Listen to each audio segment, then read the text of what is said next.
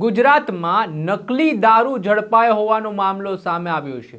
અમદાવાદ શહેરમાં રાત્રિ દરમિયાન શાહપુર પોલીસે દરોડા પાડ્યા અને આ દરોડામાં તેલના ડબ્બાની આડમાં રાજસ્થાનથી દારૂ ઘુસાડવામાં આવતો હતો અને આ દારૂ જે બુટલેગર છે તે અલગ અલગ બ્રાન્ડની જે બોટલો છે તે બોટલમાં એસેન્સ નાખીને દારૂની અંદર વેચતા હોવાનો ચોંકાવનારો ખુલાસો થયો છે।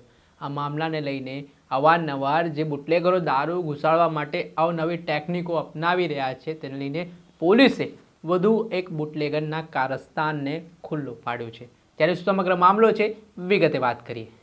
વૈષ્ણવજન તો તેને કહીએ જે પીડ પરાઈ જાનાને રે।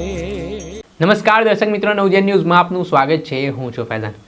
ગુજરાતમાં દારૂબંધીની વાતો વચ્ચે અવારનવાર મોટી માત્રામાં દારૂ પકડાતો હોય છે। સ્થાનિક પોલીસ હોય, તપાસ એજન્સી હોય, તે તમામ જે મોટી માત્રામાં દારૂ ગુજરાતના અલગ અલગ સરહદી વિસ્તારમાંથી ઘુસાડવામાં આવતો હોય છે તેને ઝડપતી હોય છે।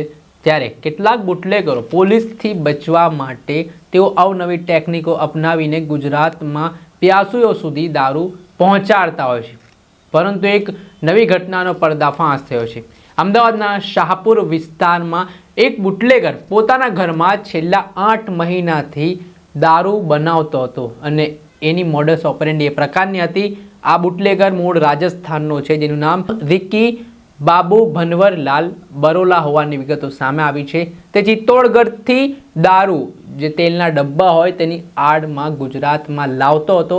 ત્યારબાદ શાહપુર ખાતે જે ધરમ ચોક રેવંતદાસ હલીમની ખડકી પાસે તેનું ઘર આવેલું છે, તે ઘરની અંદર અલગ અલગ બ્રાન્ડની જે ખાલી બોટલો હોય તે બોટલ રાખતો હતો। રાજસ્થાનથી આવેલો દારૂ છે તે દારૂની અંદર એસેન્સ નાખીને તે અલગ અલગ બ્રાન્ડની બોટલોમાં આ દારૂ ભરતો હતો અને ત્યારબાદ તેનું વેચાણ કરતા હોવાની વિગતો સામે આવી છે। જો કે 8 મહિનાથી આ વ્યવસાય ચાલતો હતો તેને લઈને આ મામલે શાહપુર પોલીસ સ્ટેશનના પોલીસ ઇન્સ્પેક્ટર પરેશ ખામલાને માહિતી મળી। આ માહિતીના આધારે police sub inspector DG Bhatia અને તેમની ટીમે બાતમીવાળી જગ્યા ઉપર ત્રાટકી હતી અને પોલીસ પણ ત્યાં જઈને ચોંકી ઉઠી હતી। ત્યાંથી તેલના ડબ્બા હોય, ખાલી જે અલગ અલગ બ્રાન્ડની બોટલો હોય તે તમામ તેમજ દારૂ છે તે મળી આવ્યો છે।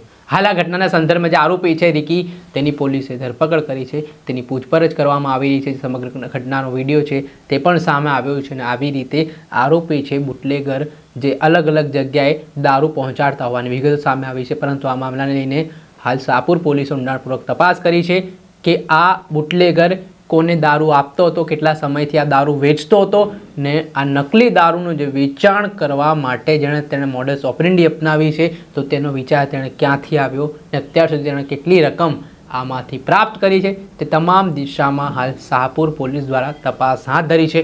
પરંતુ વધુ એક કારસ્તાન બુટલેગરનું છે તે પોલીસે ખુલ્લું પાડ્યું છે। દર્શક મિત્રો, આવા જ અવનવા વિડીયો સાથે આપણે માહિતગાર કરતા રહીશું, એટલે નવજીવન ન્યૂઝની ચેનલને આપ લાઈક કરી લો, સબસ્ક્રાઇબ કરી લો અને શેર કરવાનું ભૂલતા નહીં। વૈષ્ણવજન તો તેને કહીએ જે પીડ પરાઈ